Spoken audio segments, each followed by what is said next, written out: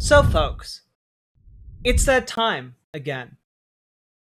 It's that time where we talk about Whatifalthist and specifically incur the kind of brain damage it takes to really get into the mindset of a far right reactionary who constantly spews Nazi esotericism.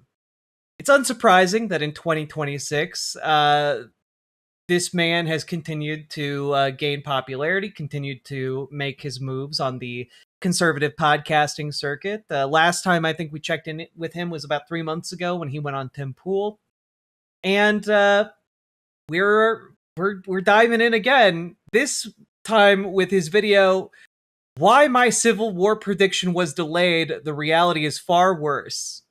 And I gotta be honest, I'm desperately curious for why we're not currently in a civil war. Where are all of the force of arms? Where are all of the wars that are civil? Let's take a look. This is the most terrifying video I've ever made, and I do genuinely mean that. You'll see why. I'm ready to be spooked. It's not October yet, but I'm ready to be scared. Best known for my prediction that America is on the verge of a civil war. I was incorrect in predicting that we'd start seeing mass violence last year. The thing is that the outside world... You know, it's true. We are on the verge of a civil war. Because as many Republicans have repeatedly tried to warn us, the violent jihadis are gaining steam. Why, look at this, an ISIS flag spotted at a gay pride parade, according to CNN. We're on the verge of civil war, everybody. But upon looking at this new headline, I fear I need to revise my timeline. Largely mirrored my underlying thesis that America could fall into a civil war on a knife's edge. Both right and left-wing pundits have talked about an impending civil war as it became a normal talking point. Practically every major left-wing pundit has openly, or are in the only most thinly veiled way possible, saying that it's acceptable to murder right-wingers for their political opinions. Okay, so I'm on the left here, and I gotta be honest with you, I haven't seen that, and I'm a little concerned that he's looking over at the broad left and saying, "Ah, yes, many leftists are advocating murder." Spooky, scary Jackington, she'll send shivers down your gender. It's true, Nathan. I will. Thank you for the $5 dono. But like, all those Anderson Cooper with his torches and his pitchforks. That Hassan Piker and his constant calls to violence. Why, he called conservatives hogs the other day, and I mean, what is that if not a thinly veiled call for violence? Oh god. I don't we're not even a minute into this and I'm already breaking. Former presidential candidate Hillary Clinton has said that Republicans should be sent to re-education camps. Leftist think tanks openly shadowbox...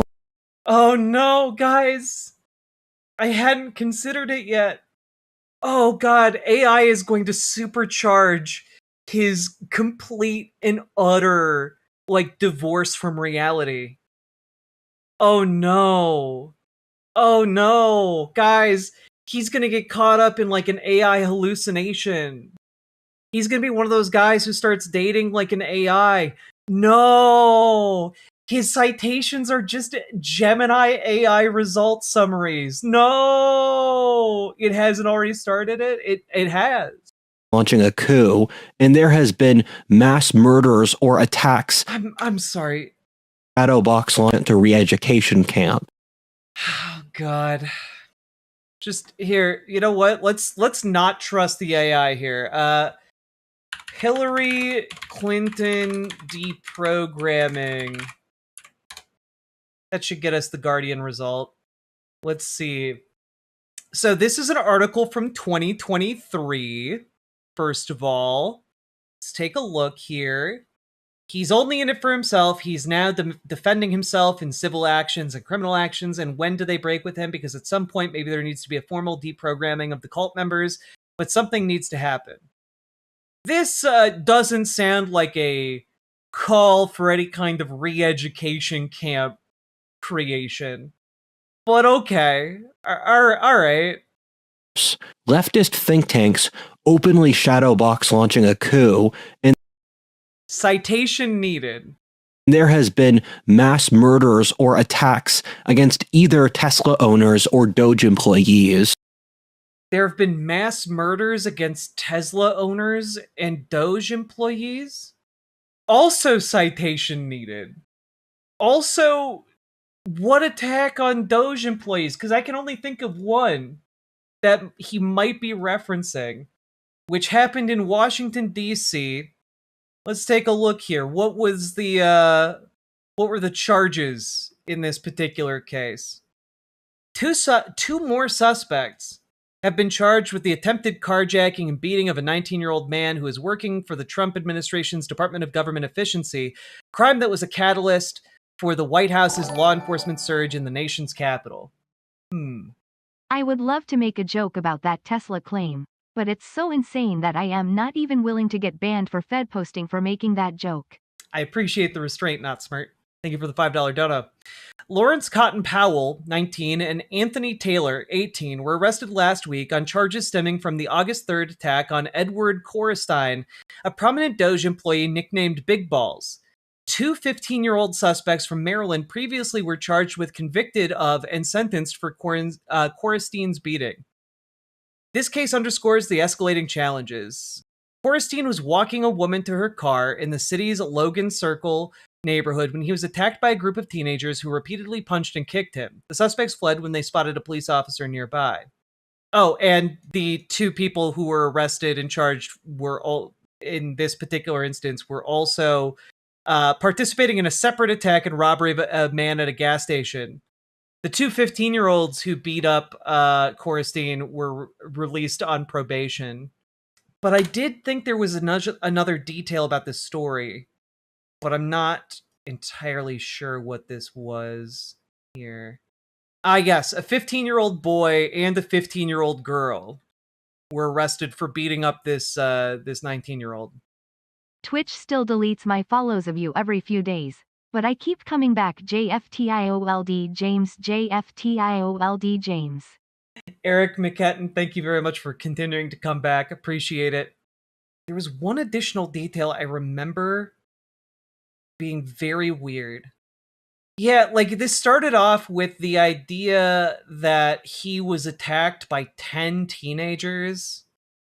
But there was something about the girl he was escorting to a car. But I don't remember what it was. I'm not going to find it. That's on me. I apologize. It used to be that people would mock me for saying that we're on the verge of a civil war. I mean, I am here to mock you for saying we're on the verge of a civil war because you have one story of a Doge employee being beaten up by 15-year-old hooligans.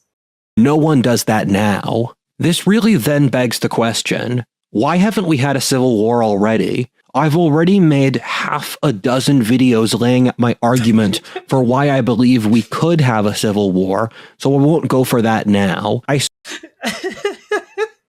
I've made 6 videos about the impending civil war. It hasn't happened yet. Sourced my argument from a variety of historic cycles or computer models, which have Oh god, a variety of computer models. He's asking AI.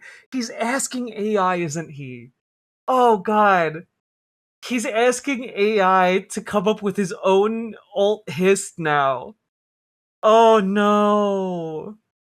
Oh god, he's gonna get more insane. been proven to be able to predict when societies have revolutions or civil wars. I've been on this for a while where I've thought America would have a civil war since 2020, given I've read a lot of books on the topic that said that. COVID also showed how thin the veil of sanity or societal functioning really is.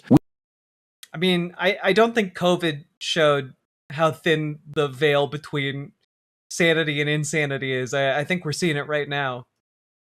We've all tried to shove COVID under the rug to forget it happened, but you realistically have to see it as a foreshadowing of what's going to come next. No, what are you talking about?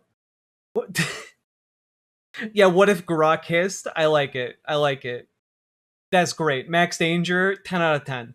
Not to say that we're going to have another plague, although that's not out of the question, but rather how easily the government or your own neighbors can become Okay, that's actually an excellent question.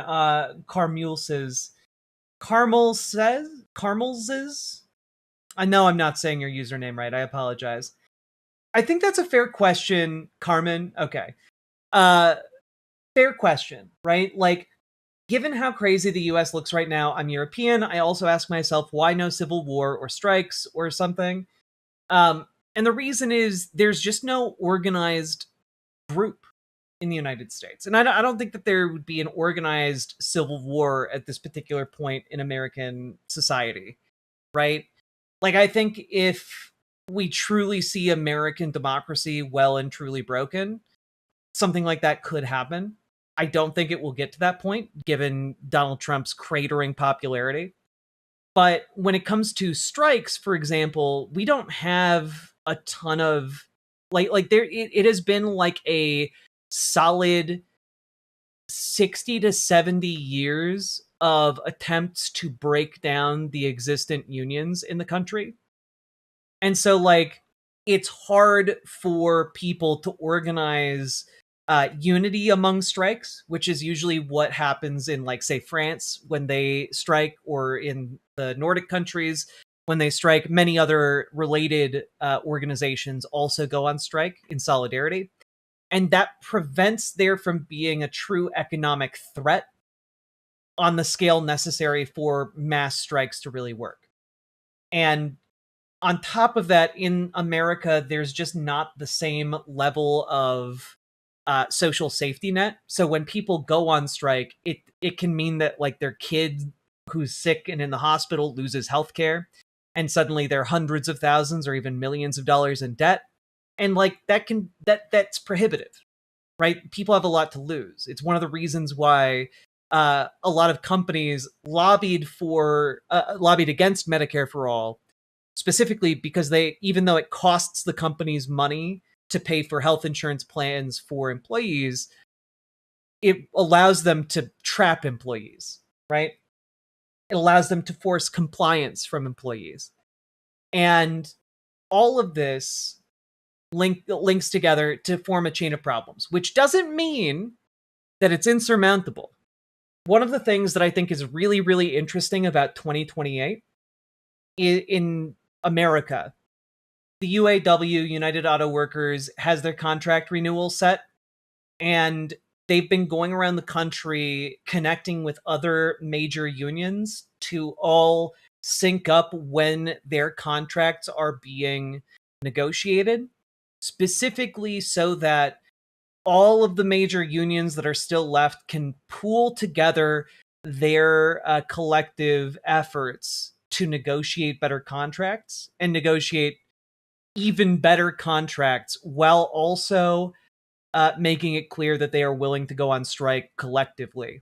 All I'm trying to say is that the UAW has given us our best shot at doing something close to a national strike, and the fact that it is all aligned on an election year, I think, is really fucking cool. And I think it opens up a very definitive pathway for a progressive politician to step in and run a pro-working class campaign. So that was all that I was trying to say. Hopefully DSA will be ascendant this year. I would say it already is, you know? All right. Let's get back to it. Staggeringly tyrannical or insane if given the slightest excuse. I think I've found the answer for why we haven't had a civil war yet. The horrible thing is the reason is so much vastly worse than what I thought it would be initially. It's similar to how when you turn... I like to think of the ISP resets as the dono ghost coming for us all. Oh, it's true. It's true. I wonder if all of this footage is now AI generated in his videos. I was trying to figure that out from this, but genuinely the quality of the image is so low that I can't tell. Vastly worse than what I thought it would be initially. It's similar to how when you turn over a log for a comrade. Hell yeah, Coder Joe, and thank you for the gifted sub to Asuka. In the forest, you'll find maggots eating it out. When I studied this topic, the variable that I was missing made everything appear so much worse. Let's not waste any time and get into the thick of it. Yeah, let's do it. Let's do it. Let's sail that ship right into an iceberg. Let's go!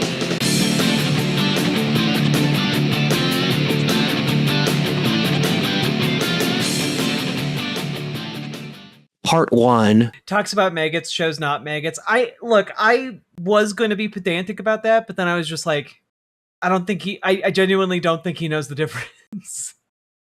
The two crises. I've said for years that I believe the industrial world is facing two distinct crises at once, which have fused into a single event which we're going to have to deal with. The problem is that each of these events have different roots, but they've become inextricably fused. It reminds me of how Strauss and Howe made their generational cycles in the 1990s that predicted that America would hit what they called the fourth. Oh yeah, 3 minutes, 24 seconds. We hit our first incoherent text wall. Let's go. George Friedman, who's the person who first got me interested in geopolitics, predicted in 2010 that America would have the greatest crisis in our political history in the 2020s. He was pulling this from Strauss and Howe, but added his own stuff on top. He said that America had a political cycle which operated under 80-year phases, while we were currently living in the fallout from the age of FDR, the modern Democratic Party, who are by far the dominant one on a holistic basis of total dominance over the society, have a playbook and worldview that stems from the FDR-era progressives. This was the coalition of ethnic minorities, corporations, and socialists who often worked together through a wishy-washy leftist ideology. The economic cycles over the last 40 years... The economic cycles last 40 years, and we're moving out of the Reagan cycle, which was pro-capital, international companies, immigration, and technological progress. Both of these would be rotting and require the fourth turning of the 2020s to reset. All right, can I just say real quick, the idea that you can look at history as cyclical, I think is complete and utter bullshit. It's just not. It is linear. And human behavior can sometimes resemble previous human behavior because people do things from what they know, right? But it is not cyclical. And this idea that you have like a fourth turning or economic cycles of 40 years, you don't actually. Are like in the last 26 years, our economy has collapsed like 3 or 4 times. It's not a 40-year cycle of economics. There isn't like this idea of FDR Democrats as the heart and soul of the current Democratic Party. Like Chuck Schumer, it has way more in common with Ronald Reagan than with FDR. Like, this entire idea is just bullshit if you know anything about history. Turning in the 2020s. This was the first time in American history that their parallel economic and political cycles would crash at once, thus making it the most dangerous era of American history so far. My friend Balaji says that we're currently seeing 4 different... Oh hey, it's Balaji Srinivasan, the author of The Network State. You know, that piece of fascist trash that advocates for billionaires to buy police departments via corrupt practices in order to facilitate a fascist coup for power. You know, that Balaji, his buddy. Cycles of American history converging. Then imperial dynasties tend to last 250 years, as best articulated by Peter Turchin recently, but with authors going back centuries ago like Titler also saying it. Yeah, maybe, like again, this idea, oh, everything goes in 250-year cycles. No, it doesn't, actually. Oh, God. I'm already angry. I'm angry at this. This is the year America turns exactly 250 years old, which is pretty spooky. If you want to get a little more woo-woo, we're currently in the shift of astrological ages from... You know, when I tell you guys that this guy engages in Nazi esotericism, like, I don't even have to bring up the time that he called that he said he met like Odin and Jesus and went to hell, and he believes in like magical bloodlines that transmit concepts like justice. Like, I don't even have to talk about that because he'll just straight up say, and if you want to get woo about it, we're going through an astrological divinity cycle. Like, what? It's fucking crazy. He's just a eugenicist with extra steps. In the age of Pisces to Aquarius. The ancients put enormous stock into stuff like that. It's difficult to be able to try to explain to people why they should articulate two separate lines of causation in a society where most people want to blame complex events on a single scapegoat. I'm just like, you know, in the same way a lot of like crunchy granola hippie moms in the wellness community became conservatives, in a similar way, I do think that there's an element where like astrology can lead people into the same kind of pipeline. And it's just like, you gotta be careful about that shit. You know? You gotta be careful. Once you've embraced like an idea that allows you to just like uncritically and illogically attribute your world to forces beyond your understanding, like, you have opened a door to a slippery slope where people can lead you by the nose to almost any conclusion, you know? Trying to get the public to talk about things like structural demographic variables or long-term biological processes often feels nigh impossible. But at their core, these are what I believe the causes to be. Those two crises are... Pisces to Aquarius. Isn't Aries the one after Pisces? I think he's fucking up info in his own damn belief here. Yeah, I don't know anything about star signs, so I'll take anybody's word on that. I don't care enough to look it up because I already think it's bullshit. Firstly, the secular cycle, which authors like Peter Turchin or David Hackett Fisher wrote about. These are 250-year regime shift cycles, with earlier examples in Western history being the French Revolution, the 30 Years' War, or the Black Death.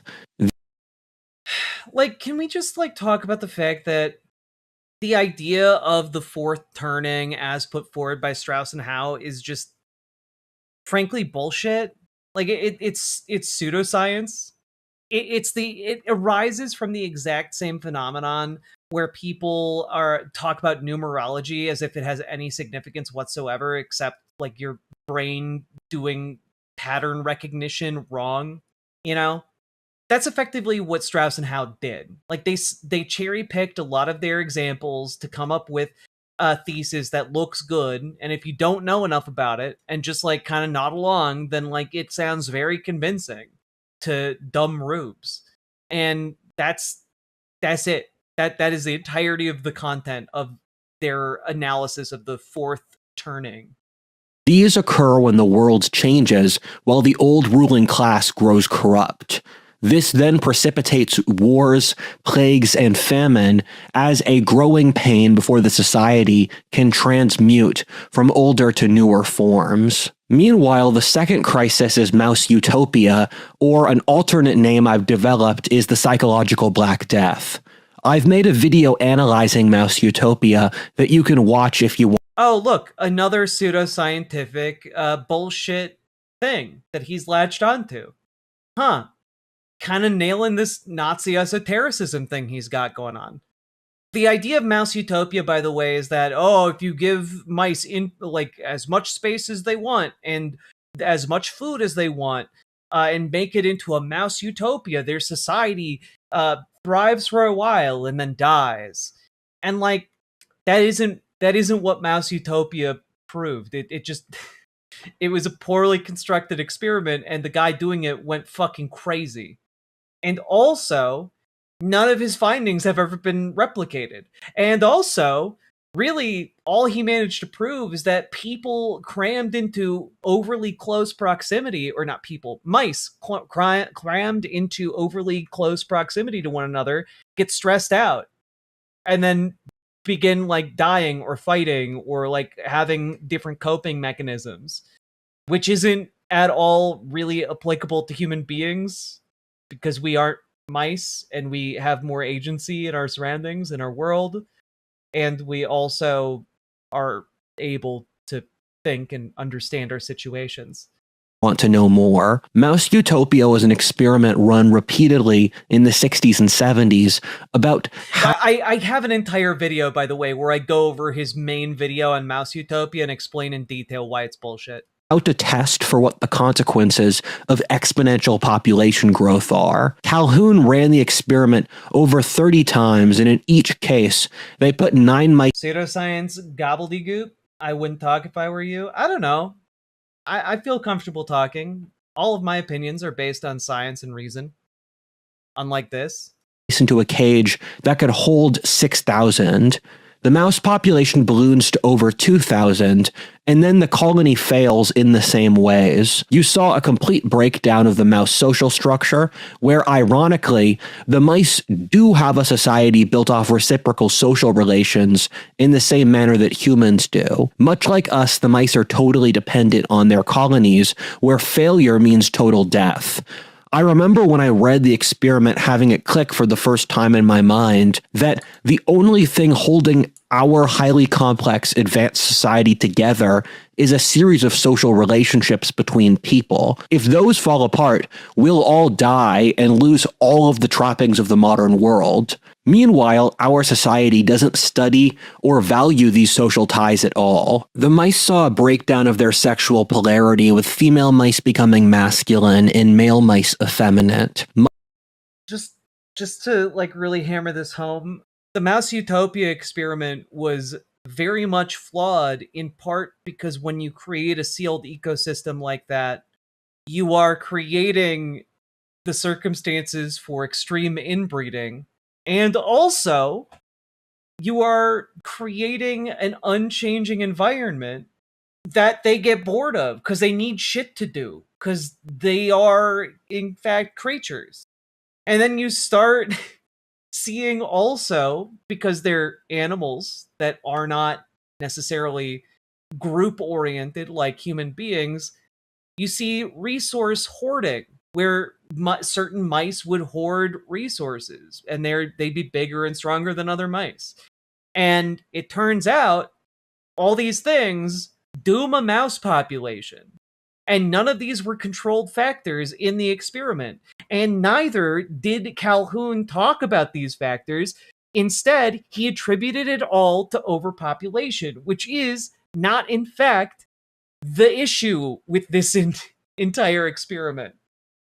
I don't know, man. I'm just asking for a slightly more critical eye on the pseudoscience that Rudyard bases his entire idea on. Other mice would mistreat their young, so they'd be incapable of functioning as an adult, while the mice lost any ability to have relationships. The mice had different fail-safe methods, between some becoming autistic and losing the ability to follow social cues. Mice have specific mating rituals, which when the mice stopped following them, they lost the ability to mate. For this reason, every time the experiment was run, it caused the mouse birth rate to collapse to 0, and the mouse colony would totally go extinct with no... What's crazy is that if it was the case that this happened every time the experiment was run, Mice being so individualistic kinda makes me wonder how it would differ if it was rats instead of mice. Interesting question, Not Smart. However, what's interesting here is that if Calhoun was able to replicate his results time and time and time again, how the hell was no one else able to replicate Calhoun's results? How do you tell if a mouse has autism? You find them a little mouse psychiatrist, preferably with a little mouse PhD, and then you put them into little mouse therapy sessions and make sure that that little mouse therapist is writing things down so that they can remember it later.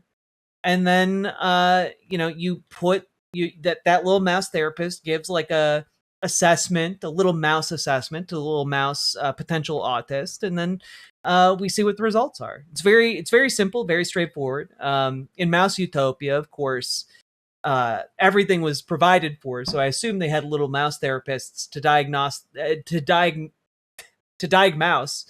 the mouse autism.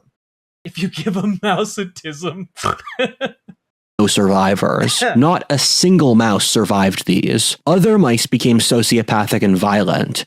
They would murder the mice that chose to live.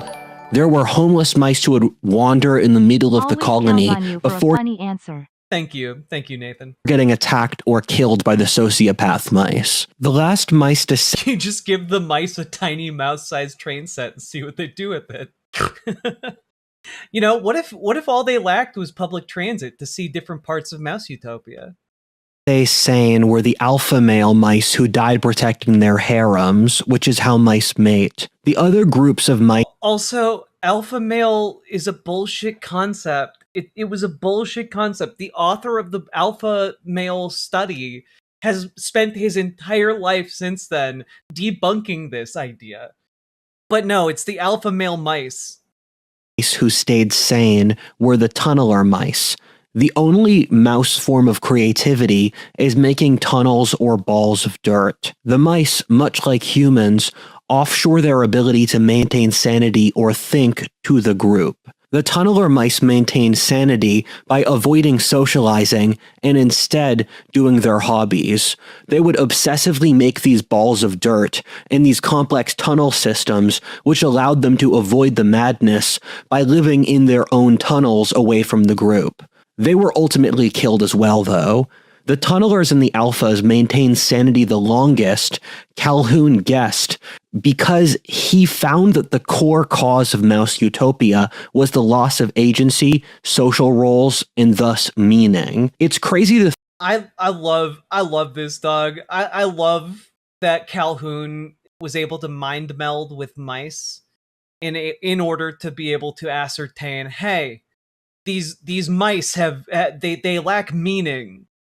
Their little mice philosophers are dying out, and now no one can tell them the truths about the universe. Think that these are still completely vital to mice, so much so that they die without them, which really shows how many traits that we see as being vitally human are really animal. None of that study at all proved any of the conclusions you're drawing from it, or the conclusions that Calhoun drew from it. Alphas had their harems to protect, and the tunnelers had their hobbies. The end point of Mouse Utopia is total collapse and atomization, with the mice going crazy due to the overcrowding brought about by the population increase. Mice start hiding and isolating in their own areas to avoid the constant chaos and disorder of the other mice. You know, the longer he describes this, the more I think it becomes very clear that this was not a utopic environment for mice. Like, very clearly, it wasn't a good human place. Is just a bipedal mouse, me standing up a mouse, behold a man. It's true. I've read the Redwall books. It's true. I seen it in my mind's eye. Once the atomization hits a tipping point, the mice had no way to protect themselves against the gangs of evil murderous mice, where the one thing that could still unify people in the absence of scarcity was... I'm sorry, the gangs of evil murderous mice? What? Envy. It's sad that even the mice can't avoid the Marxists. For those who have had to live through the last few years, the comparisons of Mouse Utopia to our world should be totally obvious and undeniable. I'm not even going to try to go through the obvious comparisons, since I already did that in my previous Mouse Utopia video. I'm trying to avoid this video being a rehash of that one, where this is more so a video to catch us up on the recent events. You know, I can't help but notice that we're 10 minutes into this, and we still don't know why he was wrong about predicting a civil war. Why did he spend the last 10 minutes talking about Mouse Utopia? Like, I understand he thinks it has direct parallels to what's happening in human society today, which I want to reiterate is absolutely batshit insane and has no basis to draw that conclusion from. But we're a fifth of the way into this video. I expected some kind of elaboration by now. Suffice it to say that probably the easiest examples of similarities are that wokeness, and especially environmentalism, are nearly perfect Mouse Utopia ideologies. That since wokeness is about attacking any group that succeeds and thus rerouting resources to groups that don't, which will not change the underlying structural reasons for why they did not succeed. Well, wait a minute. It might address the underlying structural reasons for why they didn't succeed if that underlying structural reason that they didn't succeed was not having the resources to succeed. Like, wait a minute. Even if we just accept at face value the example you're providing, clearly it would help some people. Oh, God. Is there anybody out there who would like to see Rudyard regain some level of improved health? I don't think he ever had that to begin with. Though, it'd be cool to see him become unbrain poisoned. I am rooting for that outcome. I think he's really fucking far gone. Like, he's totally embraced these, like, eugenicist, white supremacist values, and it's crazy. Alright, I really like the imagery of the behavioral sink, and it actually formed in my mind independently from hearing the term. That's since I was looking around the modern world, and I was living in Los Angeles at the time, and I thought to myself, quote, people are flushing highly complex cultural systems down the drain with no plan for or replacement, unquote. I don't know why I quoted myself in this wall of text. When you look at the changes in historical societies, there's always new cultures that replace old dying ones. The Christian replaced the Greco-Roman, or the Spanish the Aztec, to name a few. However, what I saw with wokeness and the left was just a total loss of societal institutions with no interest in replacing them or seeing their purpose. This is the most self-evident with the birth rates, where it keeps crashing, and rather than trying to develop new mating norms, which is the only logical alternative, people are just willing to accept this. We're shoving all the elements of a functioning culture the drain with no plan at all. I think he meant to put the word down in there. Yeah, I did forget that Rudyard has a whole thing about birth rates.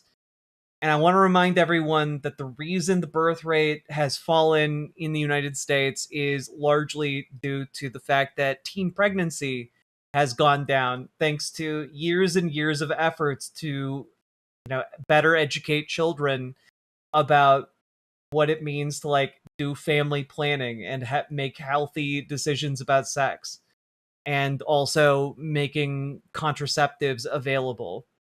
Like, the reason we aren't having as many babies generally is because children stopped getting pregnant. Surely teen pregnancy down is good now. I think that's good. Conservatives are having freakouts about it. And not just freakouts. Let me pull this up here. They are also, defunding teen pregnancy programs that go towards preventing teen pregnancy. Because they're really worried about the birth rate thing. Now, my position is just that I'm not terribly worried about the birth rate. And also, I think that we will be able to develop new and better cultural norms than just impregnating children. I do believe in the human capacity to grow and shape a better culture that isn't reliant on children being abused for its perpetuation. So, that's my position. But conservatives are like, there's no way any of you would ever come up with any kind of alternative for human relations. Yeah, because it's not like there aren't things that could be done that would incentivize people in their 20s or 30s to have more children. I think very clearly there are things we could do as a society to better facilitate child rearing. The top term for Mouse Utopia is the behavioral sink, and I see these behaviors as if you're just flushing money and social capital down the drain into a sink. Environmentalism is such a perfect rationalization for the sink, since it takes something that could be reasonable, where if you go This is 17-year-old Rudyard on the Great Wall of China. The clouds you're seeing in the back are not natural, but are industrial-grade smog. This is 2 hours outside Beijing in the countryside, and it's still so polluted that you can't see the sun for scarcely anything. China is that polluted. Go to China or India, it's very clear why environmentalism could exist in abstract, but then the logic behind environmentalism can be used to politically push for measures that can end civilization. We can see these trends taking place in North Europe right now, where Germany getting rid of its... Also, just as a quick aside here, China's air quality policies have swiftly reduced pollution and improved life expectancy. You can actually see back in 2014, they started monitoring smog levels. And you can see here, this is from the University of Chicago. Emissions went down and smog improved. Particulate pollution in China declined by 41% between 2013 and 2022. And by 3.4% in 2021 to 2022 alone. Because of these air quality improvements, the average Chinese citizen can expect to live 2 years longer, provided the reductions are sustained. And Beijing province experienced the largest decline in pollution, dropping 54.1% in just 9 years. If this success is sustained, the average person living there could expect to live 3.9 years longer. The pollution there is still 5.6 times the WHO guideline and remains one of the top threats to life expectancy in the country. But this is the thing, right? Like, they clearly are aware it's a problem, and very clearly tackling this problem directly improves the quality of life for everybody in one of the most populated regions of China. Like, it's clearly a good idea to care about this issue. But let's take a look here. We know that environmentalism is not a legitimate, honest political position in its current Western form, since we can look at how they react to nuclear energy. The left especially, so the political platforms they pick tend to be covers for deeper unconscious motivations that they're trying to make a mask for. Often, the real thing they're doing is wildly different from the mask. The reason I say this is because that most of the left's concerns about CO2 emissions can only realistically be solved by nuclear energy. That's since green tech is not economically viable for mass industrial civilization, especially from the developing world, which produces the most CO2. Multiple countries, such as France or Hungary, are mostly powered off nuclear energy, and America used to be much more so. The total rejection of nuclear energy among environmentalists is done largely for ick reasons, suggesting the real motivation is the destruction of industrial civilization, which plenty of them even say now. A lot of the academics and politicians involved are overt in this. I love that this guy is just like, well, because I don't like environmentalists. They must be lying about their motivations. And it's just like, look, I support nuclear energy. I think there are safe ways you can institute nuclear power plants. I think that there is really cool technology out there, modular reactors. There are also a type of reactor with like, I think it's called trisolinear fuel, which comes in balls, and the formation of the fuel in the nuclear cells actually makes it impossible for there to be a nuclear meltdown, which is actually really cool. But, it has a lot of problems, right? Like, the issue with nuclear energy has largely been one that has been solved for a long time, right? The reason people are anti-nuclear is in large part because of right-wing propaganda, which is a problem everywhere and not the left's fault. I mean, that's true. But also, I think that there have been legitimate concerns about the safety of nuclear, like spent nuclear fuel, for example, or the mining of nuclear fuels from the earth. I know, for example, a lot of mining was done on indigenous land in America, and to this day, those mines remain radioactive. And when you look at the history of nuclear energy in America, the problem isn't that we don't know how to safely store spent nuclear fuel. The problem isn't that we don't know how to extract nuclear fuels from the environment safely. The problem is that, much like a lot of different things, it gets passed off to private corporations, right? And the private corporations are incentivized to cut costs, which means cutting those safety measures that are so important to the safe storage of nuclear fuel, to the safe handling of nuclear fuels once that they're being extracted in their raw form, and like the building of nuclear power plants themselves, right? And so part of the problem is the safety is compromised by the pursuit of profit. If the United States itself were to implement a slate of safety protocols that it actually intended to follow and then built plants along those guidelines, I would actually be way more in favor of it. As well as, the United States handling the sequestration of like spent nuclear fuel, right?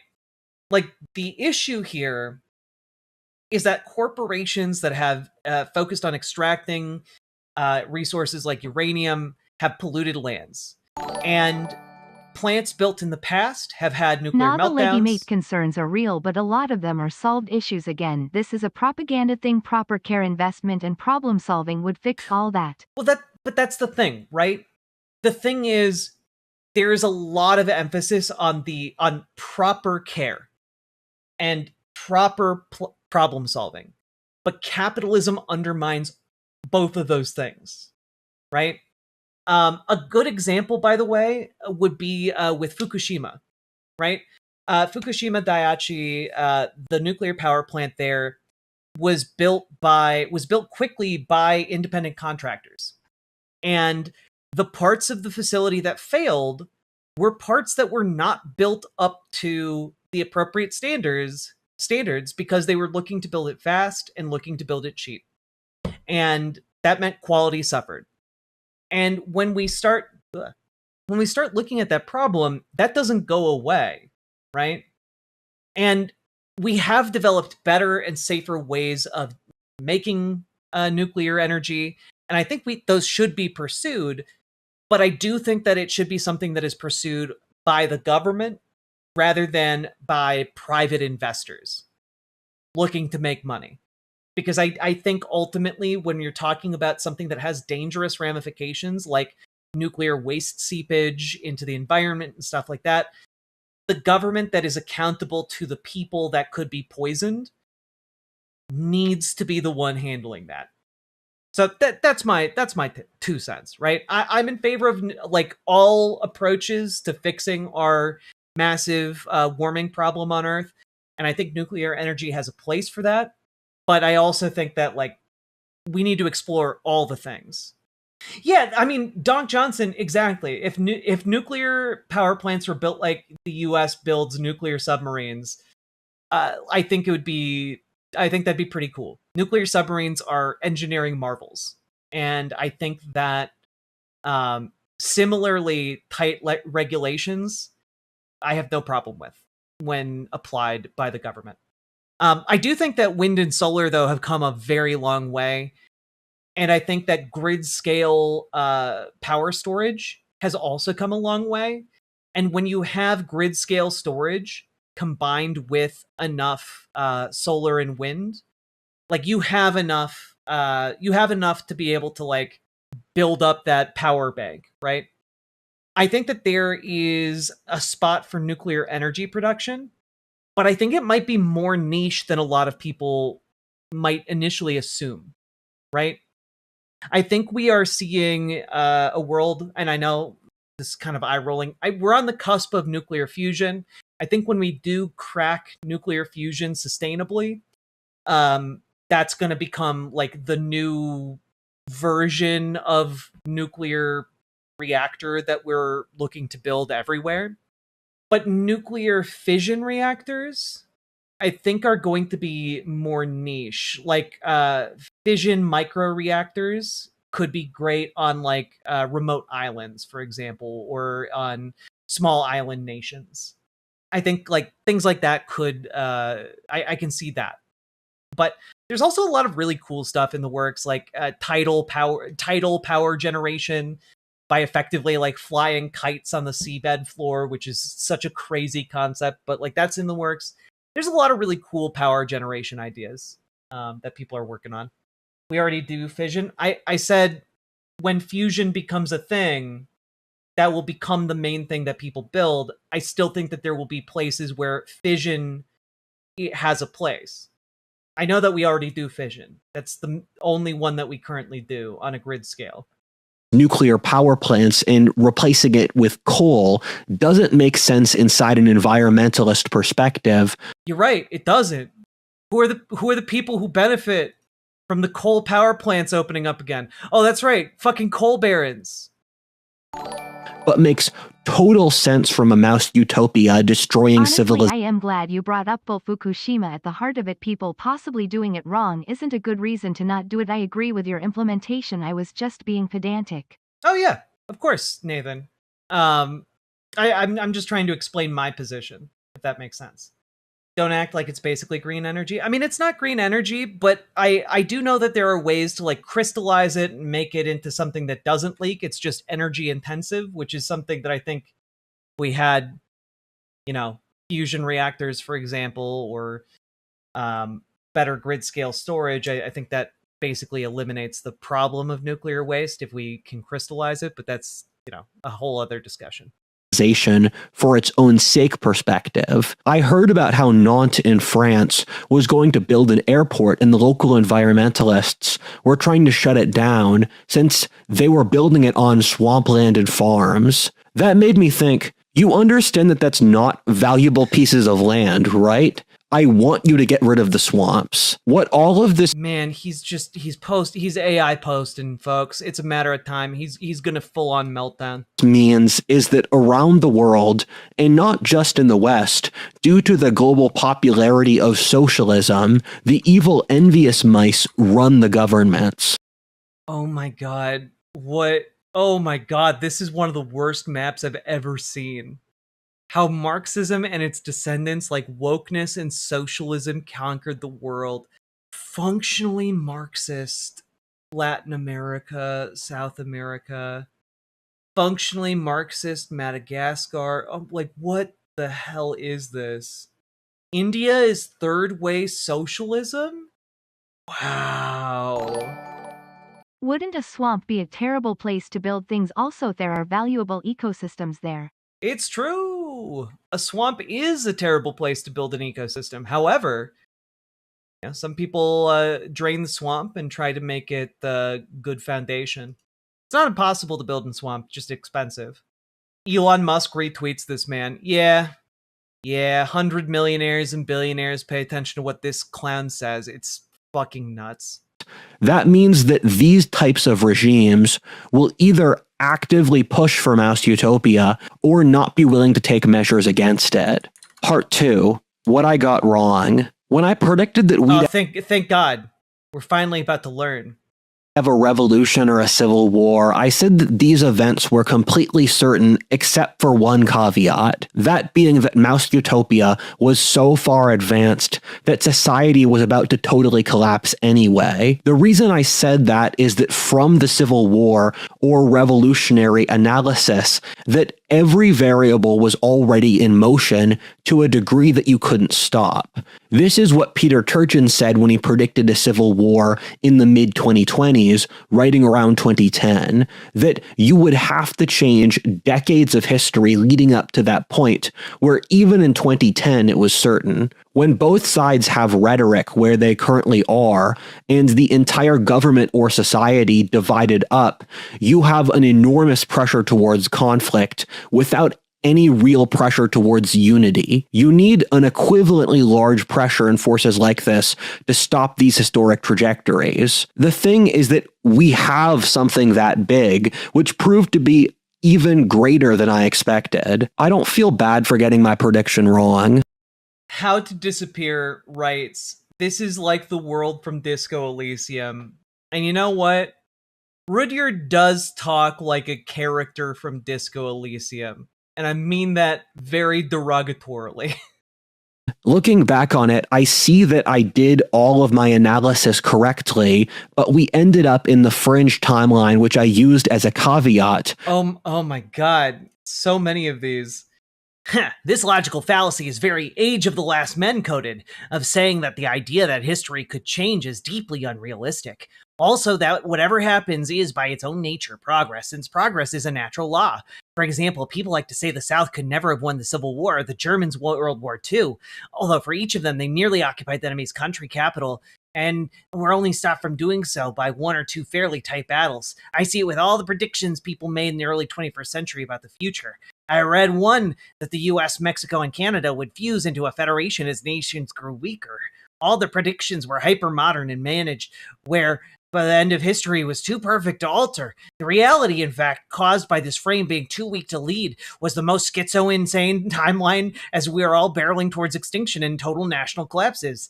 The nothing can change school, in fact, causes staggering changes by enabling entropy since no one can think big enough.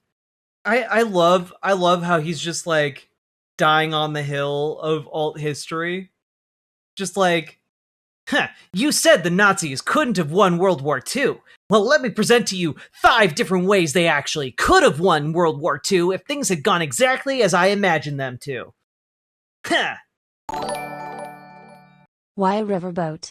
I grew up by the Missouri River, read a bunch of Mark Twain in school, but what say you? Genuinely curious. 'Cause it's a real nickname that I had. I worked at a Bible camp in northern Minnesota, and I introduced myself to the camp leadership, and one of them was like, "Oh, Riverboat Jack. We were gonna name our son Jack, but or not Riverboat Jack. Jack. We were gonna name our son Jack. But then my old aunt, she told me, oh, don't you name him Jack. Everyone will think of Riverboat Jack, the gambler." And of course, we all tried to figure out what the fuck Riverboat Jack the Gambler was. It turned out there wasn't anything called Riverboat Jack the Riverboat Jack the Gambler, and for the rest of the summer, I got called Riverboat Jack. Damn, a Bible camp? Yeah, I grew up in like fundamentalist Christianity, so that is where that comes from. Been unlearning a lot of the impulses that I grew up with. Watch your language? Nah. You don't watch language, you listen to it. It's a crazy story, a good one though. Yeah, growing up in a conservative Christian fundamentalist house where like my dad didn't believe in evolution and basically grew up as going to the church from fucking Footloose. I learned the other day, by the way, that he was actually he was actually held out of dance class when they taught dancing in gym because it was too unchristian to dance. So like when I tell you guys he like basically grew up in like the town from Footloose kind of religion, I'm not kidding about that. Please don't curse, that's all I'm saying. Fuck you. You go do your own show where you don't curse. That's so sad. It is. But he never really grew out of it. And I'm, I pity him, but I'm his life. He can do what he wants with it. I've mentioned it before, but there may be a real Riverboat Jack, but any record of it is some obscure library hard copy reference somewhere. That could be. Is VertChat being not a naughty chat again? Only a little. Bunch of little naughty dotties over there. But I didn't think was likely. Nathan, thank you for Sounds like Nathan. the type of guy to get kicked out of Holland for being too hateful to every other Christian type around him. Pilgrim. I don't know what that means, but Not Smart, thank you for the $5 dono. My dad did think that Catholics were heretical because they prayed to saints. So, it's not an uncommon evangelical belief. I grew up being less parented and more like pruned to become a soldier by someone who thinks billionaires should just wipe out the population. I know about crazy family. Hell yeah. Solidarity. My grandma believed that too. It is weirdly prevalent, One of my least favorite, quote, logical games that people do is they pretend whatever does happen is destined to occur while arguing for anything else is insane. Well, I mean, when people talk about history, they talk about what happened. And of course, sometimes people talk about what could have happened, but like, ultimately, that kind of thinking is like, well, what if a meteor had happened during the Battle of the Bulge? Okay, what if a meteor had just struck the Earth right then? Oh yeah. Well, then the Nazis would have won. And it's like, well, oh, okay, but like what if dinosaurs emerged from a hole in the earth and consumed an entire village, and one of the villagers that was eaten was baby Hitler? What then? It's I look. These are the alt histories I seriously engage with and think would be fun. Meteor during the bulge, the double bulge. Look, I'm still in favor of German dinosaur hellhole. What it meant is a large number of American pilgrims were forced out of Holland or somewhere because they were too hateful to other Christian sects after they fled from England for the same reason. Oh, okay, sorry. I thought you were talking about like some kind of Christian sect currently in Holland. Jack, he's called Whatifalthist. I think alternative history is a given here. I mean, that's true. He just doesn't usually talk about it like it. He doesn't usually talk about alternative history specifically as if it is relevant to modern political analysis, but whatever. I remember when I was a teen and I was watching an alternate history YouTube channel that said that the US could never have conquered Canada in the War of 1812, even though we had 10 times Canada's population at the time. Huh. What if we sent in an entire squadron of Rambos into Canada? You never thought of that, did you? Alt history channel I watched as a teenager. Huh. I want as many Riverboat Jack origin stories as possible. Heckin' stuff. Thank you for the $10 super chat. I am the intellectual equivalent of an assault rifle. I am very proud of the mental horsepower you have. It's true. It's true. The timeline we are currently in is already staggeringly improbable, where the Industrial Revolution or modern technology are improbable in themselves, where the average historic society was basically peasants living in their own filth. Leftism is why our entire worldview is a lie. 1. Anthropology. Genetics determines half of human nature. Race, class, and sex are all real genetically. The blank slate is a lie. I love, by the way, that his idea of class, like your economic class, is determined by your genetics. That's crazy. That is crazy. Also, race is a social construct. Like, your skin color is definitely genetic. It's related to your genes. But race is not the same thing as skin color. Race was developed as like a bullshit categorization system for Europeans trying to justify phrenology. Like that entire idea system around the race is bullshit and made up, and relatively recent too. But skin color, of course, has always been around. Also, just want to point out that none of that is what anthropology is. Anthropology is not about how genetics shape half of human nature. It has nothing to do with any of those things, so that's interesting. 2. History. It's clear that the West's rise was not due to oppression, and Europeans are not uniquely evil. No serious historian disagrees. Well, of course Europeans aren't uniquely evil, but the period of colonialism is a hugely recent event that has sweeping ramifications and was incredibly evil. It's not uniquely evil to Europeans. Other civilizations have done similar activities in the past. But with industrialization, it allowed Europeans to do it on a scale previously unimaginable. And also the West's rise was not due to oppression. I mean, when you do things like slavery on a mass scale previously unimaginable, and then you reap all of the benefits for hundreds of years of unpaid labor, that hundreds of years of unpaid labor goes somewhere, and it went to the people who owned the subjugated people. You can both admit it's not uniquely evil while still admitting it's pretty fucking evil, and it's done on a scale and on across a geography previously unimaginable. 3. Physics. every major honest physicist agrees that the modern narrative of physics is completely at odds with the evidence. Now, I don't know what that means, but I don't think that's accurate. I don't think every honest physicist thinks that the narrative of physics is at odds with the evidence. Now, what he could mean by this is that there is a discrepancy between like general relativity and like quantum mechanics, where like how gravity works isn't fully understood when it transitions to the quantum level. And that's true, but that's just something that people don't yet understand and are working to understand.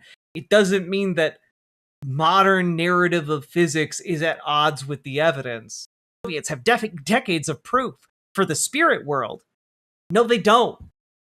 The CIA shut down the program because they were getting diddly shit out of it. Like, this is insane gibberish. But who wrote it? A guy named Whatifalthist? 5. Economics. Keynesianism was an abject failure.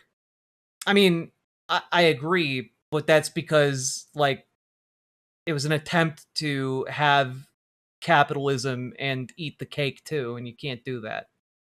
The reason Keynesianism doesn't work is the same reason all formulations of capitalism don't work and lead to massive economic busts, which is that when you have people at the top hoarding profit and then have speculative markets, those markets will get a lot of attention, blow up into bubbles, and then fucking collapse. We've seen it happen routinely, and it is not great.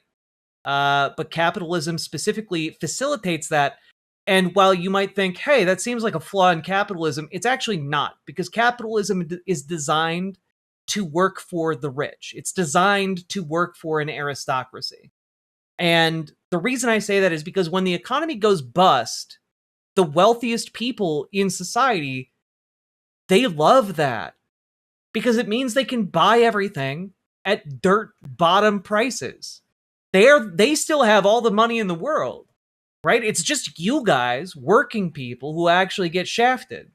But folks like Elon Musk, folks like Jeff Bezos, it just gives them an opportunity to buy up a whole bunch of companies, a whole bunch of property, a whole bunch of stuff for next to nothing. It's also staggeringly incorrect by any historic standard, and the fact that our shared social beliefs— Oh god, I didn't finish the last two. Fuck. Sociology. Marxism is an abject failure and yet continues to rule the world indirectly through critical theory and the CCP. Now, Marxism has never been tried on the scale of a nation. Just to be very clear, specifically because in order for that to be true, workers would have to own the means of production in that country as the predominant economic mode of production, right? And what that would look like would be like an entire country full of democratic worker co-ops, and not just state ownership. State ownership is not workers owning the means of production. It's just a different abstracted ownership that profits from the labor that's done in the workplace, right? Like, the idea that like state ownership is Marxism is completely at odds with the ideas put forward by Marx and the goals put forward by Marx. The goals of communism is a stateless, classless, moneyless society, which you'll note is completely at odds with the idea of state ownership. So saying Marxism has been proven to be an abject failure, that's not the case. We just haven't actually seen it on a mass scale. We have seen it on smaller scales in the form of democratic worker co-ops, by the way. And the data on those is that they perform much better than traditional privately owned businesses. So just as an FYI, we have them in the United States. They work great. And my proposal to transition us to a better economy is just, let's make more of those. Let's make it easier to make democratic worker co-ops. Let's provide mechanisms for workers to be able to buy their workplaces. Pretty straightforward. There are a lot of benefits to this, both for the people who work here in the United States, for the people who live in the United States, for the communities these businesses work in. I think there's a lot of solid evidence for this. Marxism continues to rule the world indirectly through critical theory and the CCP. I'm sorry, but like if your ideas can't withstand scrutiny through a point of view that prioritizes worker well-being, then your ideas are bad. And finally, the CCP isn't Marxist. I know this might come as a shock to some people, but China having nationalized corporations and then completely almost completely free market capital areas of the country, this is not Marxist at all. And 7, diet. The food pyramid says that carbs are the healthiest food and that seed oil and sugar isn't bad. Have been completely debunked. 1, I have never seen a food pyramid that talks anything about seed oil. But 2, yeah, because the food pyramids were like created by lobbyists for the American food industry. All the got milk signs created by lobbyists from the dairy industry. Yeah, congrats, you've encountered a marketing campaign for the first time. Are this incorrect already doesn't really make any sense, since 99.9% of human societies in history would say that the things we believe as a society are just completely insane. Doing these sorts of predictions are rough to the rescue. It's all good. You're 10,000 times better than the average person who comes in from vertical chat, so I appreciate you. Profoundly difficult, since I have to model how the entire world works, given the way these things operate is that a litany of different variables can change the trajectory. Man, I love that Rudyard is out there like getting lost in his mind palace, constructing a virtual simulation of the real world in his mind. You know, that takes a lot. That takes a lot of effort, okay? I am very proud of the mental horsepower you have. Just the variables you're measuring or are aware of. This is why technocracy and social engineering always fails on such a staggering level. These are often driven by unpredictable variables. In many cases, yeah, I'm pretty sure the CCP's current position is I remember dengism. back in elementary school, got milk had people convinced bones were as brittle as leaves. It's true, Nathan, it's true. Yeah, like dengism is the embracing of capitalism in an effort to, at some point in the future, return to socialism. I don't know. I think dengism is quite silly, but that's just me. The thing that changes the equation you're looking at is what Nassim Taleb calls black swans, which are unpredictable variables that ironically occur with...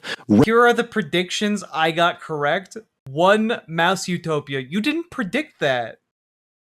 Not gonna lie, most of these weren't that hard to spot if you had your ears to the ground and knew how societies work historically. The thing though is I was calling this going back to 2020, and most people were very deep in cope until super recently. The modernist where special cope was everywhere and happened to vanish now.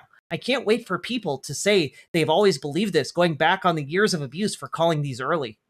Again, this is some true Nostradamus predictions, right? Oh, civilizational decline. Oh, wow, you said civilization will decline, and then civilization got worse? That's not a difficult prediction. Like, if you just look at the trajectory of recent history and look at the current political candidates in front of you saying, oh man, this could go bad. That's not a hard prediction. You could also similarly do the same and say, society will get better. You have a 50-50% chance of being right. It's genuinely a coin flip. So much vague posting in that list, right? The suicide of the West. What does that mean? What are you talking about? US sliding into civil war. You didn't get that correct. You're literally making a video right now about how you didn't get that right. 5. The rise of incel politics. Incels have been around since before you made predictions in 2020. I was writing about them in like 2012. Like, that's crazy. The right being unable to form a coalition distinct from the left. Well, you aren't correct about that. They currently have one under Trump. It's just not ideological. It's largely united by a cult of personality. 7 internal crises in Europe. Guys, he's taking credit for pointing out a continent and saying that there are going to be problems there. That's literally all places that people live. China becoming totalitarian. China was authoritarian in 2020. What are you... The elites being pedos. Jeffrey Epstein had already been convicted, and we knew about him being a fucking scumbag already. You predicted the exact week Russia invaded Ukraine. I'm gonna need a citation on that one. The birth rate crisis collapsing to 0. It hasn't done that. These are just predictions you've made, but some of them are so vague they don't account for this. The left going completely insane. What does that mean under your nonsense metric? The far-right backlash, Great Depression for normal people? Okay. Relative statistical frequency. This is why I say that my job is betting against God, and I don't fault myself for getting this stuff wrong. I bet against God and win. I challenge any of my critics to get a better predictive record than me, and here's a text wall of all the predictions I got right. Man, conservatives have gotten so fucking weird. Like, this is like so far gone from reality, it's crazy. The spirits like to convey the message that you should mentally see me as Gandalf. It's better to have a culture where we encourage people to take risks than one where we just hide in the corner. Also, my attitude towards these things is that I change my worldview every year with new information, and I don't know, man. I've been covering you for years. Your worldview is basically the same. It's the same, like, deeply hateful bullshit. You just have added more hateful bullshit onto it as time has passed. It's crazy. worldview is an open source code, which I'm constantly testing or feeding new inputs into. What happened here is that a handful of variables I wasn't tracking crystallized to make Mouse Utopia vastly worse than I expected initially. Mouse Utopia, over the last few years, was able to radically surge in importance. We're still going to have a civil war, in my opinion. It's just that Mouse Yeah, this is Whatifalthist being fucking insane. Utopia is going to become the dominant variable around the world soon. It's similar to how the Black Death during the crisis of the 14th century became the most important event around the world, but you still have political crises like the 100 Years' War or the fall of Mongol China occurring at the same time as the Black Death. Mouse Utopia has grown. Man, I love how he frames that like it's a profound thing that two things can happen at once. He frames it as if like, did you know that one thing can happen in Europe and another thing can happen in China? Like, God.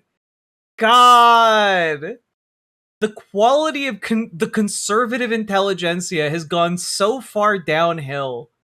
So rapidly that it's eating literally every other variable in the society, and it will soon kill all of us if we can't change direction. We're stuck in a uniquely weird position as a society due to the internet, screen addiction, the baby boomers, and feminism or wokeness that allows us to get to the edge of a civil war, but then not actually cause one.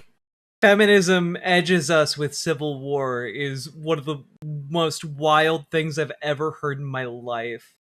Then what happens is that Mouse Utopia becomes the main instigating variable, which allows a civil war-like conflict to emerge. I will unpack how the timeline we're currently in was practically designed by God to make the society involved look as pathetic as possible. As I said in my recent video on my second YouTube channel, History 102, with my video on the Age of the Last Men, Nietzsche... Oh God, don't make me go to his second channel. Don't make me do it. I've done it once. I don't want to do it again. He wasn't actually wrong. He was too correct. Yeah, like he's transcended normal correctness. He is now super correct. predicted that this would occur in the 19th century. He said that the society of the 21st century would be so horrifyingly complacent, nihilistic, and Yeah, he has a second channel. He has a second channel. It's absolutely bonkers. And he often has like other people on. He does it with this guy who is an ag tech entrepreneur. Cool stuff. And also, this channel is related to this, which I've talked about in the past, America's Future series, which is a nonpartisan organization that hosts events featuring prominent business, military, government, educational, and other thought leaders with the intent of raising awareness and encouraging dialogue on issues affecting U.S. global competitiveness.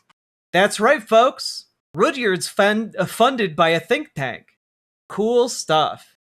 You can see done multiple talks, although I don't think they've uploaded anything recently. But this is the kind of vehicle that allows him to meet people like Balaji Srinivasan, you know? This is how he gets known in that rich echelon of the world, right? envious and pathetic as to become a benchmark for thousands of years for what we should avoid as a species. That is where we're stuck now. The good thing is that Nietzsche What is his channel? Whatifalthist? predicted that the last men would lose and that their society would collapse. Screen addiction is an enormous variable. Still ass-licking a child rapist. Still supporting a child rapist. Trump molested young girls, and you're still here cheering this pedophile. You're a bitch. Fuck Israel. Look at you supporting a child rapist. Look at you supporting a child rapist. You're a disgraceful bitch. You need to be slapped up for real for supporting this pedophile protector. You know, I understand it's vertical chat, but I'm a socialist. I literally recorded like a 2-hour-long segment shitting on Donald Trump earlier. And you just came in, made a buttload of assumptions, and told me that I deserved to be beat up. I don't know. I hope maybe you have some shred of shame in you that allows you to introspect and maybe fucking fix yourself. Honestly, shameful words and shameful actions and shameful assumptions Here, which creeped in on us at the exact worst moment. It's hard to overstate how negative the consequences of screen addiction are. I've spent over a year trying to decenter myself from the internet, and I've been largely successful. I've developed my own system to manage screen addiction, which I'll make a I don't know. I criticize Donald Trump like practically every day, but I also don't walk up to conservatives and talk to them and tell them that they deserve to be like, have the shit beat out of them, you know? Like, I don't know. Have some basic decency. video on this channel explaining soon. However, what I learned in the process is that screen addiction has consumed nearly everyone. Oh, is this the ad read? Is he about to do an ad read? Well, it's not really an option anymore. Screen addiction is practically mandatory now if you want to be a member of society. The trick the society does, where they'll give you a bad social product, like bad quality food, politics, or school, and say that if you don't like it, you can go somewhere else, is horrible, since the industrial system is so centralized that there really isn't another option, so you're just stuck with their bad quality product that they're totally unwilling to take responsibility for. One of the worst elements of Mouse Utopia is the atomization. Oh man, I really thought he was going to insert an ad read. He gets sponsorships. He does ad reads for like products all the time. It's crazy. But I thought he was gonna like have like an app that he was shilling for that like limits screen time. I was wrong. The mice die when they become totally isolated and atomized. What screen addiction has done is radically increase the negative effects of atomization for obvious reasons. The screens are designed to... Yeah. Why are people atomized? Why are people atomized? People are atomized by our capitalist ecosystem, by the capitalist economy we exist within. That's why people need to go do gig work. It's why people are increasingly isolated. It's to make them replaceable, to make them essentially mass-produced cogs that can fit into any part of the machine. That is the purpose of atomization. It is to leave people alone where the only place that they can go is to work for socialization. That's it. It makes you completely dependent on your job, completely dependent on doing capital labor, or labor for capital. Bring rather. back third spaces, invest in public transport. Well, exactly. The death of third spaces was done by venture capitalists. And it's not even necessarily like a thing where like all the capitalists get together and they're just like, we're going to atomize everybody. But it is very clear to see that the push to maximize the amount of labor you get out of an employee, that push is what atomizes folks, you know? Because, oh, well, we're only required to be there from 9 to 5, but, you know, if I don't show up at 8 o'clock and look like I'm the most productive one in my squad, I might get fired. Like, this is the kind of thing where, like, suddenly your time is getting eaten into, even beyond the confines of what you had contractually agreed to. And in turn, this means more and more of your time is pulled up, but is pulled up by your corporate overlords, right? And that applies to gig work. It applies to, hourly work. It applies to a lot of different things.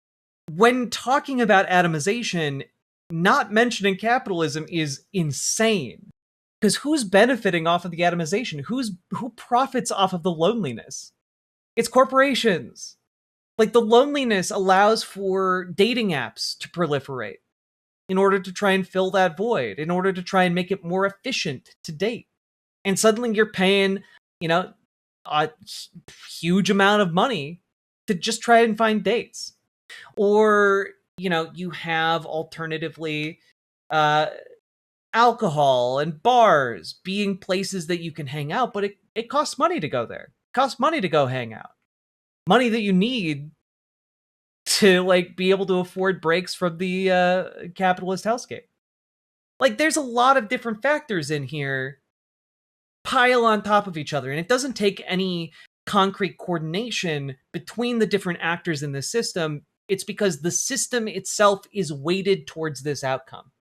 But people like Rudyard like to allege there's some kind of shadowy conspiracy by, I don't know, leftist Marxist or whatever to atomize people.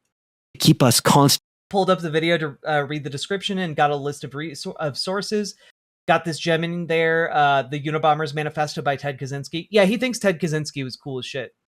Hooked on very short-term stimuli. Almost no human can compete with that on a lizard brain level, since real relationships are complex and often slow or messy. Shallow relationships feel hollow and don't provide the same role on a physiological animal basis. Humans need deep relationships in order to be able to live at all.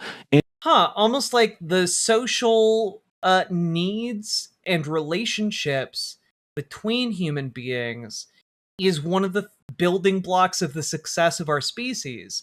And without that, we are missing a core component of what makes us human. It's almost like that. Well, it must be late for you. Yeah, we're going to probably make this a 2-part video. But I'm going to try and get through at least half of it. And we legitimately, on a medical basis, have severe health effects for not having them. Loneliness cuts off as many years of your life as smoking cigarettes does. Another element of the Mouse Utopia atomization with screen addiction is that you have to see screen addiction as like abusing a drug, in that it puts people into an altered psychological state, which you can't compare to a normal sober person. As I've said before, I'm going to make a video on this topic soon. Can I just say, as a personal pet peeve of mine, this idea that, like, screens are uniquely bad, or they put you in a unique psychological state akin to drug use. I gotta be honest with you, I see the parallel back down to Miguel de Cervantes' book, Don Quixote, about a man who goes insane from reading too many novels and then goes on a series of adventures while being insane. The idea that, like, you could read too many novels and go crazy because of the altered mind state they put you in, I think that's that, like, what a fascinating idea to resurrect in 2026, right? I don't know.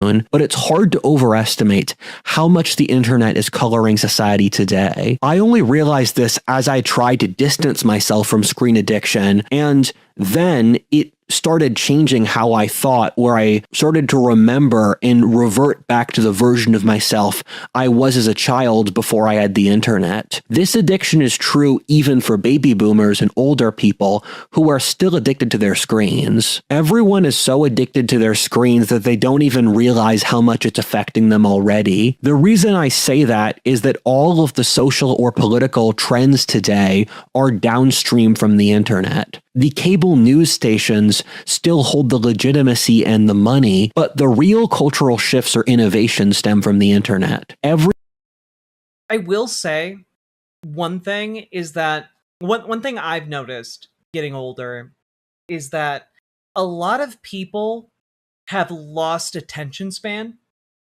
you know? And that's because your attention span is like a muscle.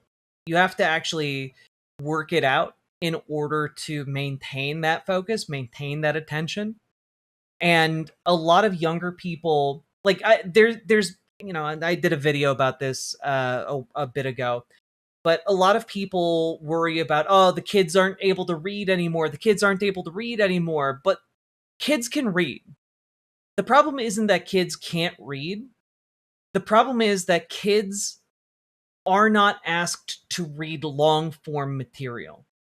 And as such, they do not have the attention span and focus for longer works.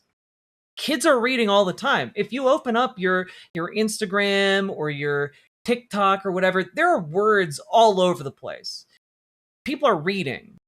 It's just very much a, cut down version of reading, which they have the functional skills to understand.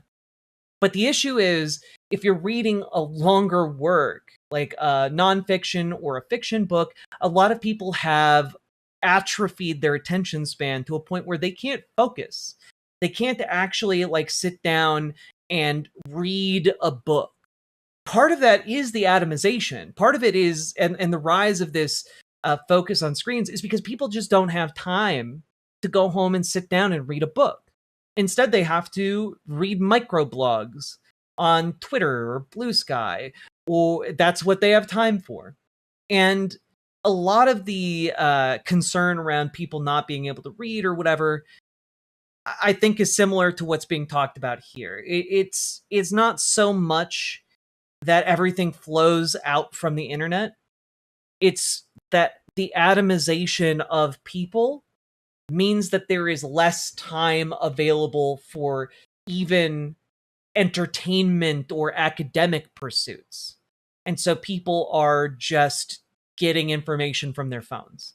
Yeah, time, stress, no place to talk about ideas with others. Yeah. Every single major trend or event today is internet provoked because people are legitimately not going outside enough to spark trends in the real material reality. People will. Okay, but that's absolutely not true, though. People are sparking trends in material reality. You would have to go out and find them, or find coverage of them in news and have the curiosity to go and look. But people come up with new trends all the time independent of the internet. It's just that the internet allows those trends to then be communicated to other people, and then you have the perception that it was all developed online, which is not the case. Will tell me to touch grass, and I'm sure I spend much more time in nature on a more frequent basis than any of these people, but there is no actual physical place to do things anymore. If young people want to form political groups, and I'm very active in the Texas right-wing youth scene, there aren't God, of course he is. Really many options to do so. There's no third places for young people to meet or hang out. The only Shut your mouth! You are! If you're worried about being in a trend, don't be. You're in one. Okay, Barbosa. thing that I've found works is using the internet to organize people to meet up in person. I'm so angry that everyone is addicted to screens and we're so complacent that we don't even really talk about it. That's right. And that's why I'm asking you guys to get out from in front of your screens and to go join your local Dems and your local DSA. That's right, folks. It's time to organize because God help us all, this guy is actually organizing and if he can do it, you can too. And I'm willing to bet you guys can do it a lot better. All right, please join your local Dems, join your local DSA. If you need help doing that, join our Discord and reach out to Dragonfly for help joining your local Dems and reach out to GamerG for help organizing with your local DSA. Let's go! Let's go, folks. All right. Link, do the things. There's also links to get involved in Progressive Victory down in the description. Go do that. They'll plug you in with any leftist campaign in the country just about, and you can do door knocking, phone banking, etc. You can really help out. You can make a huge difference. You guys have agency. Please, for the love of God, out-organize this clown. There's no social institutions to help deal with screen addiction. There's no recognition that this is an issue or so. There absolutely is a recognition it's an issue. They're trying to pass bills about it. They're trying to pass laws about it. Like, Jonathan Haidt's been writing about it for a long time. And by the way, I'm pretty skeptical about this idea that like limiting phone use will like make people better in general. But, that's me. Social codes to help people be less addicted to their screens. It only makes sense if we're in the age of the last men. The only people I really see who talk about screen addiction are those who work in the tech industry, who see how the sausage gets made enough. Wait, Temmie, is Temmie a reference to the creatures from Undertale? I think it might be. I think the Temmies are creatures from Undertale. That they know about the negative consequences. I think we should all do our bit to lessen the addiction, but I'm also aware that lots of people, myself included, are dependent on work that requires using a screen, while every other vector of life has become mediated by screens, whether social, personal, entertainment, or even sexual. I think if screen addiction somehow vanished as a variable tomorrow, that we'd have a civil war. That's since what the internet algorithms and addictions do is hook people up to these giant egregores, which is a term for a collective group spirit, that are radically... Oh, God. Okay. All right. Internet algorithms and addictions do is hook people up to these giant egregores, which is a term for a collective group spirit. That's right. You know what? I'm adding an egregore to my next D&D campaign. None of you can stop me. That are radically conformist. The reason that the internet these days is so sterile and boring is that since everyone's online, no one is having experiences outside which they could bring to the internet to be genuinely entertaining. The only thing people talk about are either things that are online or in person. They'll talk about those internet trends, and none of this has any relationship to reality. All of this evolves into becoming some fourth level abstracted simulacrum of life. Aggregators? Oh my God, the aggregated spirits of all alligators.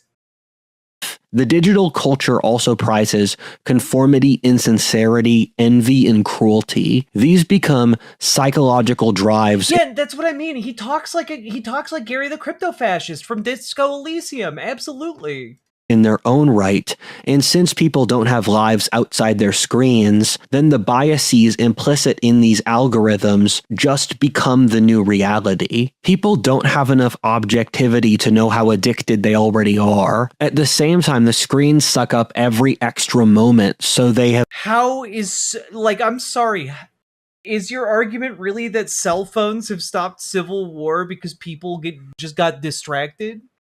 People developed too much ADHD from their phones, and now the civil war is off? No, this is so stupid. This is so fucking stupid. have no mental energy or time to think objectively to realize what's going on. This means it's impossible to organize people since the internet attacks anyone who is sincere in trying to fix things. What are you talking? It's impossible to organize anything? It's so much easier to organize things now than it ever was. Guys, before the internet, do you know how people found out about parties that were happening or nightclubs that were doing shit? You had to find like a flyer, like just out in the world, or know somebody who was doing it. Like there was nothing. You know what people can do now? Just look up events in my area and then they find like 50 different events they can go to. It's so much easier. It's so much easier. People would just fly around a flyer, no, like a poster. The internet is so toxic and envious that it traps everyone in these low-trust games where nothing gets accomplished, but at the same time it uses psychological manipulation and constant dopamine to stop people from taking a step back and putting all the pieces together. The reason that all the presidential candidates for 2028 are reruns of older ones, while there are no new candidates which represent the What are you talking about? No one has announced to run for 2028 yet. Also, the headliners for 2028 in the Democratic Party are all like almost all of them are people who haven't run before for president, like Gavin Newsom or AOC. Only one of them is Kamala Harris. the changing society is that the internet destroys anyone who tries to form genuine leadership. The internet has chewed up practically all of its formerly loved pundits, such as Jordan Peterson, Andrew Tate, Ben Shapiro. I mean, the internet does that to literally everybody. But also, there's a really easy solution to this. Don't be a bitch. Like, I don't know, the internet has chewed up. Like, sometimes people just move on to wanting to do other things. Destiny. Or you know, just like fall apart like Jordan Peterson. Vouch, or Hassan. The only reason I'm still around is I actively avoid you and everything you say. I literally do whatever the opposite of what the internet mob tells me to do, and it works quite well. When I realized that most of the internet would cheer on my death, it radically changed how I perceived the— Yo, I do not cheer for this man's death. Just to be very clear, I hope he lives a very long time. I think he's very funny. I think he's very dangerous, but I do think this guy is very funny. I derive an inappropriate amount of like comedy from the things he makes. God. Also, Hassan still exists. So Hassan is bigger than ever before. What are we talking about? Like, Hassan has literally never had a bigger profile than he has right now. May this man live as long as possible simply to prove him wrong. You know, I wasn't going to say it out loud, but then you did. God. This entire equation. This all adds together to keep the entire population entranced in a drug-induced spiral with no release or way to organize.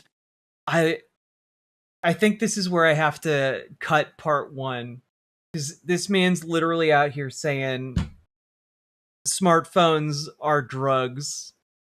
All of you watching this right now on your smartphone, all of you scrolling as you listen to this, or while you wash dishes or something, take a break from washing dishes. Like, y'all are high. Y'all are high on drugs right now. Wasn't Hassan on like the cover of GQ? Yeah. He's like campaigning with members of Congress. I don't know. Anyway, this is insane. And that's the end of part one. So organize, folks. Join your local Dems, join your local DSA, do the things. We got people who will help you do that. Join our Discord. Reach out to GamerG for help with DSA. Reach out to Dragonfly for help with your local Dems. Let's kick those corporate Democrats out of power and bring in some good old-fashioned lefties who are more progressive and more pro-working class. Let's kick those corporate losers out of office. And also, folks, you got anything out of this video, hit the like button, hit the subscribe button. Leave a comment. Let me know what you thought about the smartphone crack epidemic. The cracked phone epidemic? I don't know. We'll workshop a title for this crisis. And last but not least, check out ImogeneOlivia.com, gender euphoric lingerie designed from the ground up for trans femmes, tested with cis men, cis women, non-binary folks. It is comfy, sexy, non-tuck lingerie. Check it out, ImogeneOlivia.com. Link down in the description, and let's keep on going. Riverboat Jack is going to town.